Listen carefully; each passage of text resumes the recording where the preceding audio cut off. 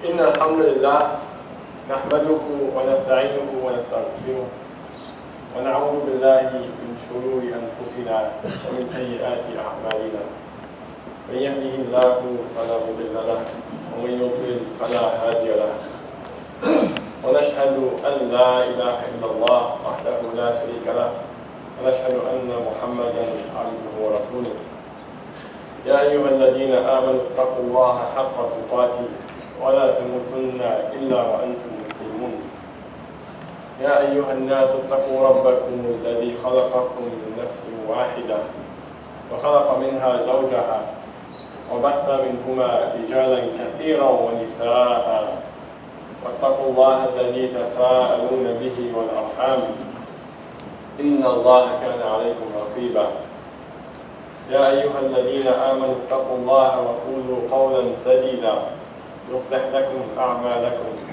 ويغفر لكم ذنوبكم ومن يطع الله ورسوله فقد فاز فوزا عظيما ثم أما بعد فإن أصدق الحديث كتاب الله وخير الهدي هدي محمد صلى الله عليه وسلم وإن شر الأمور محدثاتها وإن كل محدثة بدعة وكل بدعة ضلالة وكل ضلالة في النار. We always begin every Friday, every week, everything we do by praising Allah subhanahu wa ta'ala. We begin by praising Him and thanking Him and showing our appreciation for Him, for everything He puts in our life. Whether it's situations we have to deal with or people we have around us. And we thank Allah and we're appreciative to Him, whether things seem good to us or whether they seem bad. Because when it seems like things are going well, things are smooth, everything's going fine, we have friends who are close to us who we can trust and talk to and get their advice. We're not having any trouble with work or with our family or anything like that. We always, in those states, we really try to push ourselves to be people who are thanking Allah. Because it didn't have to be that way. That doesn't have to be the default, but Allah, out of His love and care and mercy for us and with us, He just makes things easy for us and He simplifies things for us. But we should also be, as Muslims people, who are grateful to Allah and thankful to Him when things aren't going so well. Maybe if we're having trouble with our family or some of our friends, we're having a disagreement with them, or things aren't going well at work or in school. As Muslims, we're people who are grateful to Allah and thankful to Him in those times too. Because we may not see the wisdom in it, but we should, as Muslims, just be absolutely sure and convinced that Allah is always planning in our best interest. That Allah would never want anything but the absolute best for a person who is trying to come closer to Him.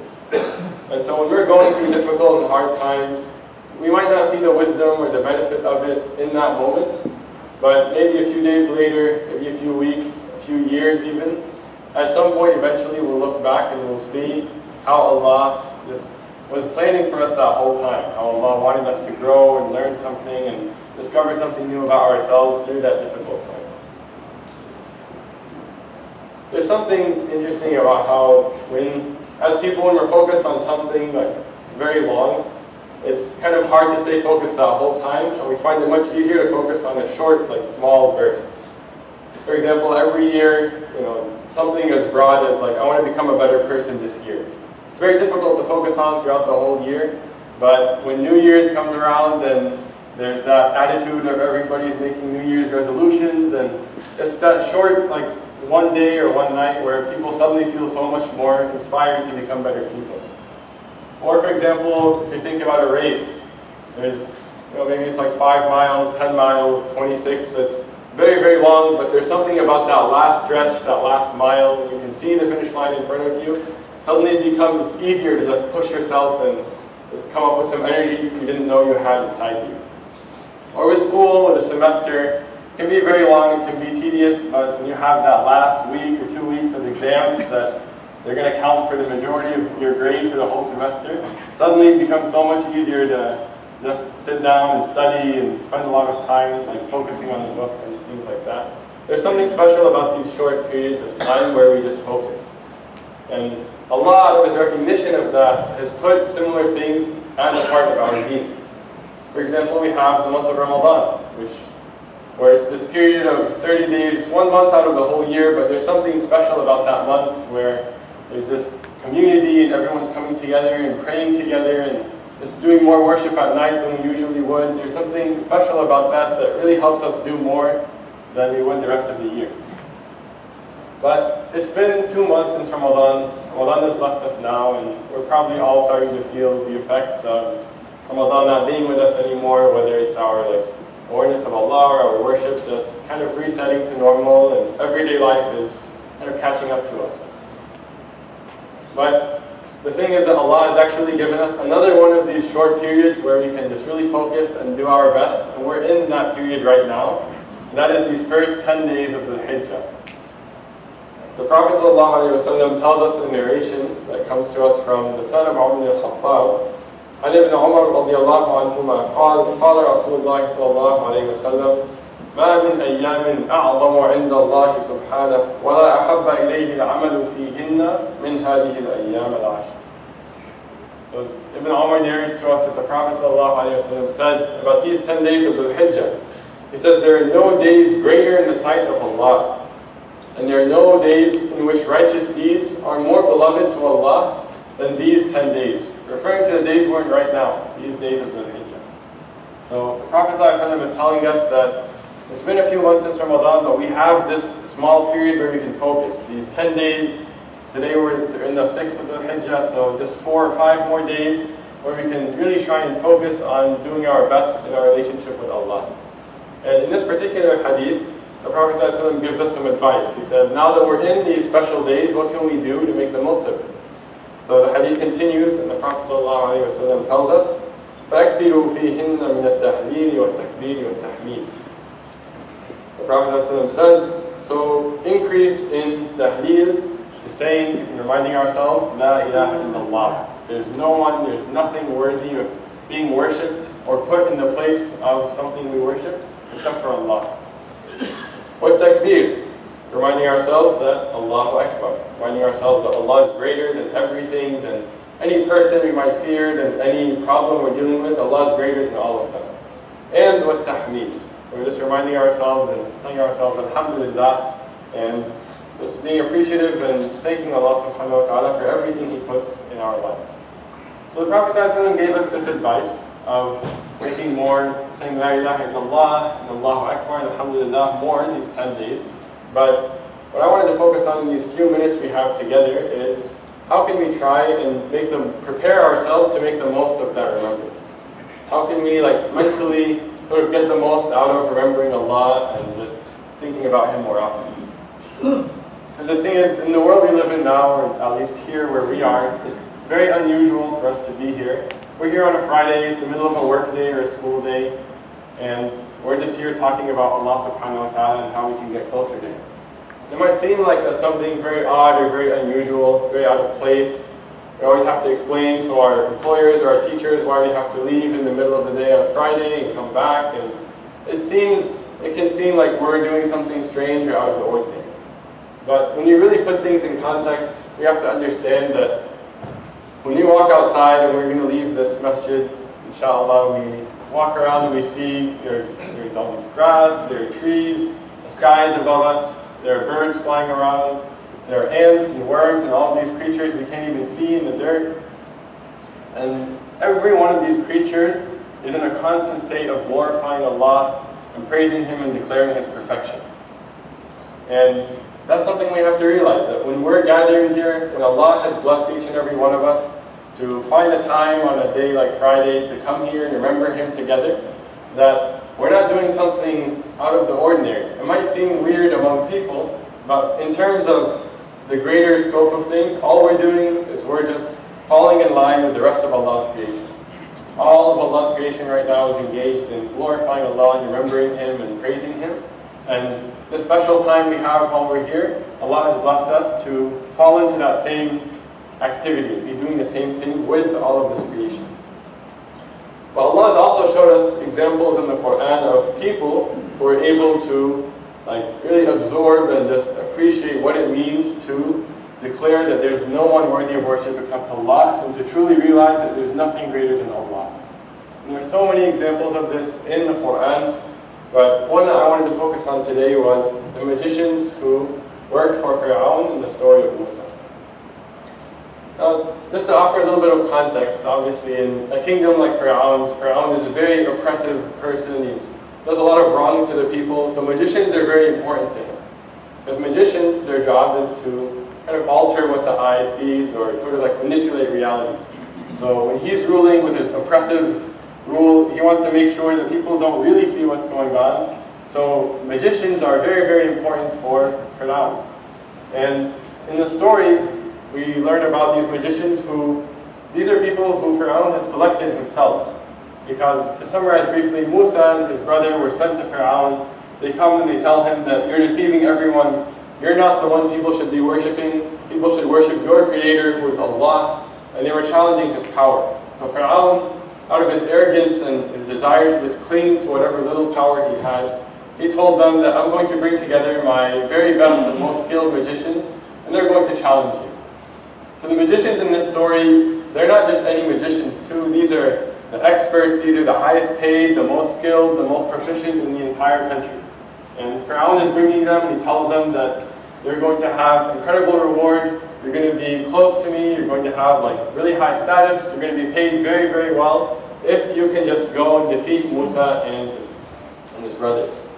So these magicians, they get together and they come, and Fir'aun, out of his boldness, he doesn't make this something that's private, like, okay, come inside, like magicians and Musa, you guys deal with each other. He makes it something public. He picks the biggest holiday they have of the entire year, where everyone's going to be present and everyone's going to see what happens. And he commands them to kind of face each other and have a showdown in front of everybody in the entire city. So the day comes and Musa and Fir'aun, they have the showdown, and Musa's there and the magicians are there. And Musa throws down his stick, and by Allah's miracle, it completely destroys and swallows whatever magic these magicians had come up with. So the magicians, out of their like sincerity and the depth of belief in their heart, they recognize immediately that there is no way that this is magic. This is nothing like what they've seen before. This can only be divine. So they immediately just fall into sajda and they say that we believed in Allah and we know that Allah is our master and not you, O Fir'aun. So Fir'aun, out of his boldness and his arrogance, his desire to just hold on to whatever status he has, he threatens them with just such a gruesome punishment where he wants to cut off their arms and legs on opposite sides and then post them up in the middle of the city where they can just die a slow and painful death in front of their friends and their family and everyone they've ever known. And Fir'aun threatens them with this, and he tells them that if you don't take back your statement, this is what I'm going to do to you. And he's giving them this threat in front of everybody, in front of their friends and their family and other people they've worked with. And so the magicians are put in this position, but this is where Allah teaches us an incredible example, where they respond to Fir'aun, and the magicians say, Father, na'udhu billahi min shaitan ar-rajim, Inna amanna bi rabbina liyaghfir lana khatayana wa ma akrahtana alayhi min as-sihr wallahu khayrun wa abqa. These magicians, Allah just inspires them and blesses them to have such firm strength and conviction in their hearts that they stand up to the most powerful man they know exists in front of everybody they've ever known, and they have the guts to tell him that indeed we have believed in our Lord, we hope He may forgive us for our sins, and what you, O Fir'aun, what you compelled us to do of magic. And Allah is better and Allah is more enduring. They understand that even though Fir'aun is threatening them with this incredible punishment that's far beyond what any of us will probably ever have to deal with for being Muslim, in spite of that, they still just stand up and they say that we know that Allah is better, we know Allah will last longer. Fir'aun, you might be able to punish us, you might be able to hurt us, but at the end of the day, one day we're going to die or you're going to die, and you won't have any control over us anymore. And your control will end, but Allah's dominion and Allah's power over us will never end. So these magicians show us such an incredible example of what it means when we say that Allahu Akbar, when we say that Allah is greater. We see in these magicians how they understood that Allah truly is greater. There's nothing to fear, there's no situation that can be like too dangerous or too worrisome for us to jeopardize our relationship with Allah. And so this is just a powerful example of what it can mean for us whenever we say things like La ilaha illallah, and when we say that Allah is greater, what these magicians were thinking. These are good things it should be, hopefully can come to our mind whenever we're making this dhikr over these next few days. As when it comes to saying Alhamdulillah, remembering Allah's just incredible bounty upon us and how much He's done for us, I wanted to share a beautiful, touching hadith Qudsi that's narrated it's found in the 40 hadith collected by Imam Nawawi. It's the 24th one in that collection. And this is a hadith Qudsi, so the wording is from the Prophet ﷺ, where he tells us explicitly that the meaning is from Allah. It's a bit lengthy, but I'm going to read the Arabic first, inshallah, and then we'll translate, and we'll see what benefit we can get from this. عن أبي ذر الغفاري رضي الله عنه عن النبي صلى الله عليه وسلم فيما يرويه عن ربه عز وجل أنه قال: يا عبادي إني حرمت الظلم على نفسي وجعلته بينكم محرما فلا تظالموا. يا عبادي كلكم ضال إلا من هديته فاستهدوني أهدكم. يا عبادي كلكم جائع إلا من أطعمته فاستطعموني أطعمكم. يا عبادي كلكم عار إلا من كسوته فاستكسوني أكسكم. يا عبادي إنكم تخطئون بالليل والنهار وأنا أغفر الذنوب جميعا فاستغفروني أغفر لكم. يا عبادي إنكم لن تبلغوا نفعي فتنفعوني ولن تبلغوا ضري فتضروني. يا عبادي لو أن أولكم وآخركم وإنسكم وجنكم كانوا على أتقى قلب رجل واحد منكم ما زاد ذلك في ملكي شيئا. يا عبادي لو أن أولكم وآخركم وإنسكم وجنكم كانوا على أفجر قلب رجل واحد منكم ما نقص ذلك من ملكي شيئا.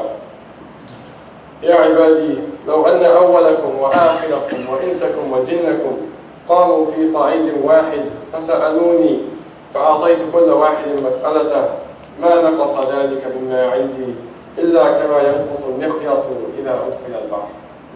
يا عبادي إنما هي أعمالكم أحصيها لكم ثم أوفيكم إياها فمن وجد خيرا فليحمد الله ومن وجد غير ذلك فلا يلومن إلا نفسه. So Abu Dharr al-Ghifari, he narrates that the Prophet ﷺ narrates in what Allah subhanahu wa ta'ala has revealed to him from this meaning.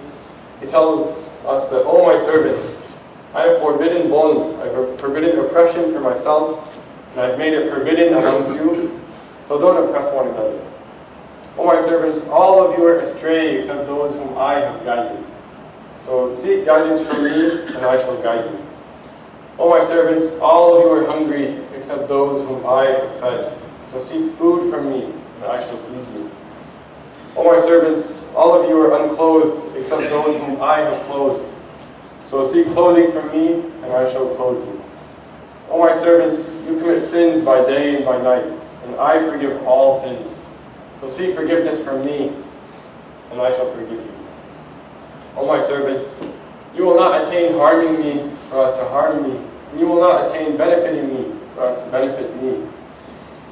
O my servants, if the first of you and the last of you, the human of you and the jinn of you, were all as pious as the most pious heart of any individual amongst you, this would not increase my kingdom in the smallest bit. And if the first of you and the last of you, and the humans of you and the jinn of you were all as wicked as the most wicked heart among any individual amongst you, this would not decrease my kingdom in the smallest bit. O my servants, if the first of you and the last of you, and the humans of you and the jinn of you, were all to stand together in one place and ask of me, and I give everyone what he requested, that would not decrease what I possess any more than than the ocean would decrease if a needle was dipped into it. O my servants, it's but your deeds that I account for you, and then will recompense you for it. So he who finds good, let him praise Allah, and he who finds other than that, let him not blame any other than himself." Hadith is lengthy, and we only want to focus on snippets of it, but I only wanted to share it for its power and its beauty. And Hadith Qudsi are very touching. So Allah subhanahu wa ta'ala tells us that if it wasn't for Him, we would not have guidance. Alhamdulillah, we're so blessed that there are so many people whose hearts are searching for guidance, whose hearts are pure and clean, but Allah has just decreed for them that their journey to find guidance will be a little bit longer. And so they're still searching, they're looking, they're jumping from one person to another, from one YouTube video to another, just looking for some kind of inspiration, something to fill their heart, but they still haven't found it yet. And somehow, for some reason, Allah has seen that it's more fitting for Him to bless each and every one of us to have this guidance. Even if we're struggling to follow it, at least Allah has blessed us to know that Islam, that this religion is somewhere we can turn when we need guidance. That's such an incredible blessing. The fact that so many people have no clue who the Prophet Muhammad is. Maybe don't even know that he existed. And we're blessed enough to have his tradition preserved and to at least know who we can go to and ask if we want to learn more about it. If it wasn't for Allah, our souls would never be nourished. And we would always be starving and looking for something else. If it wasn't for Allah, we would be starving without food. Our bodies would always be in pain, and we'd just be dealing with slow and gradual decay of our body because we can't find food to sustain us. And if it wasn't for Allah, we could have been in the place of so many people around the world who are suffering and struggling and don't know where their next meal is going to come from. But for some reason, Allah has chosen us that we be blessed to be people who don't have to worry about where our next meal is coming from. And we can never thank Allah enough for a blessing like that. Allah tells us that if it wasn't for Him, we would be unclothed. We'd be exposed before people. We wouldn't have these beautiful garments that we can wear and keep clean and pick out with our children together for Eid so that we can come and look nice and celebrate these occasions. If it wasn't for Allah, we wouldn't have any of them. And Allah gives us all of these blessings one after another, even though He Himself tells us that we all sin by day and by night. We sin in public, we sin when we think nobody's watching us. And despite all of that, despite doing so many things that Allah has told us it's not good for us to do, He still just continues to send these blessings down, pouring upon us. And He tells us that if you ever kind of have a moment where you wake up and you realize these sins aren't good for you and you want forgiveness, all you have to do is ask Allah for it sincerely. We're so blessed that Allah has made it such that when He conceals our sins, we don't have to reveal them in order to seek forgiveness. We don't have to go to a person and tell them about all of the sins we've committed if we want forgiveness. Out of Allah's incredible mercy and love and compassion, He's made it such that we don't have to go through that embarrassment of exposing our sins to another person. If we want Allah's forgiveness, all we need to do is ask for it and ask sincerely. And Allah is more than happy, and Allah is waiting for us to come back to Him. So brothers and sisters, what else are we waiting for? The fact is that Allah has done so many blessings upon us. It's like we're standing outside in this pouring rain, like a storm like what we saw yesterday. And Allah is just pouring these blessings upon us one after another. Even though each and every one of us, what have we done to deserve all of these blessings? And Allah still continues to send them towards us. But we're just trying to somehow we find some kind of way to hold up an umbrella and just block these blessings from reaching us. So, inshallah, we can try and just really think more about the fact that Allah has given us so much, Allah has done so much for us, Allah has taken such good care of us, and that can make us grateful, inshallah, to worship Him and try and come closer to Him in these next few days. أقول قولي هذا وأستغفر الله لي ولكم فاستغفروه إنه هو الغفور الرحيم.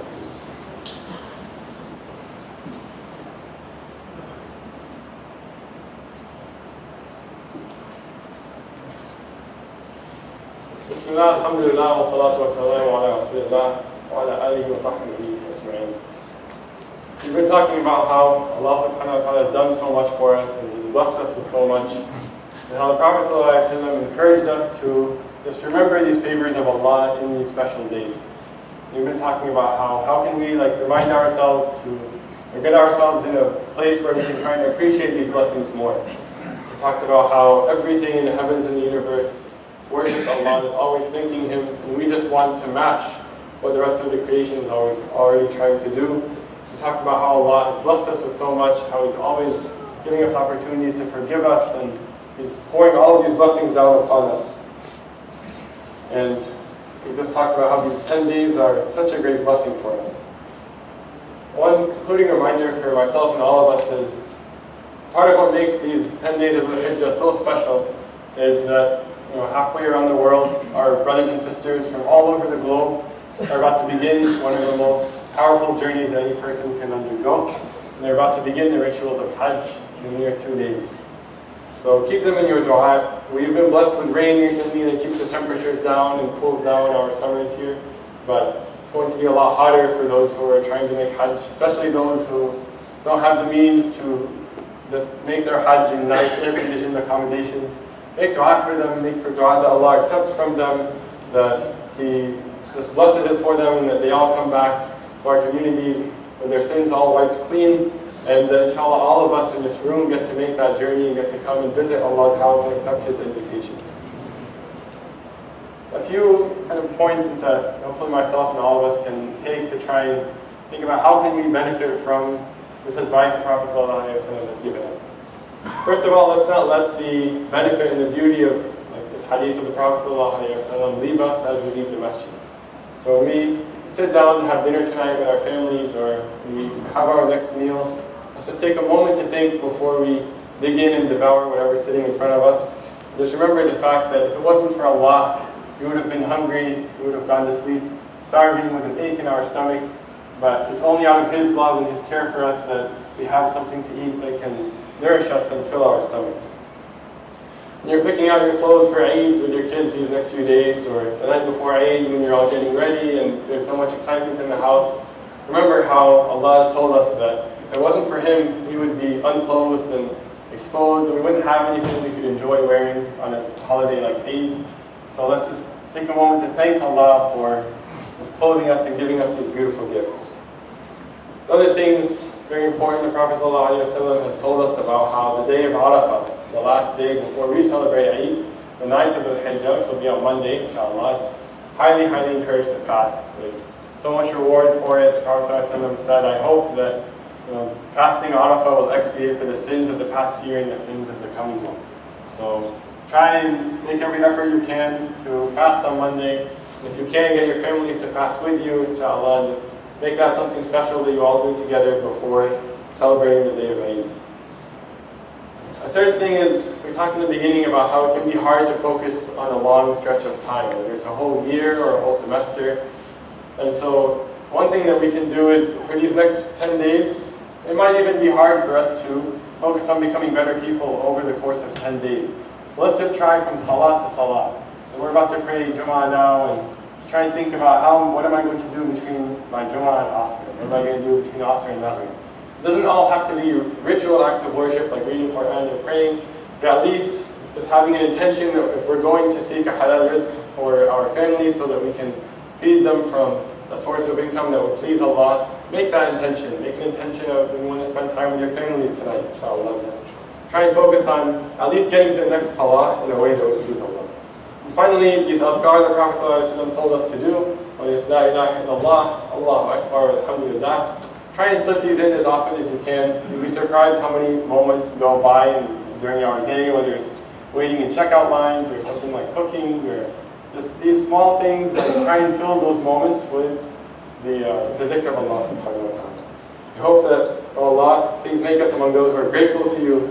Make us among those who worship you out of love and awe and gratitude. Help us to connect with the Quran and your revelation in these next 10 days, these next few days, and accept the good deeds and the efforts we make during these blessed days.